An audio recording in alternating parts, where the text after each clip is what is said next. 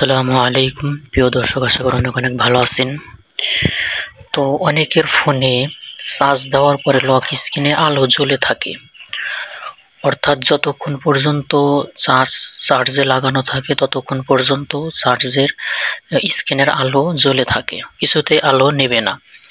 যখন আপনারা power button of করেন তখন আলোটা নেবে যায়, তাছাড়া এমনিতে আলো নেবে না। তো এটা একটা সেটিংয়ের মাধ্যমে অন হয়ে থাকে। তো এই সেটিংটা কিভাবে বন্ধ করবেন, কোথা থেকে খুঁজে বের করবেন, সম্পূর্ণ ভিডিওটা কন্টিনিউ করেন, বুঝতে পারবেন। তো সর্বপ্রথম এই সেটিংটা বন্ধ করার জন্য সেটিং অপশনে চলে আসবেন।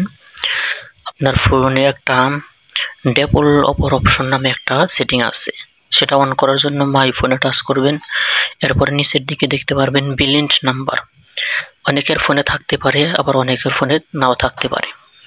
অনেকের ফোনে সিস্টেমের ভিতরে বিলিন্ড নাম্বার থাকে, অর্থাৎ যেখানে আপনার ফোনের র্যাম জিপি যেগুলো দেখেন ওই জায়গায় আপনারা বিলিন্ড নাম্বারটা খুঁজে বের করে এখানে 7 বার ট্যাপ করবেন। ট্যাপ করার সাথে সাথে নিচের দিকে দেখতে পারবেন ডেভেলপার অপশন নামে একটা অপশন চালু হয়েছে।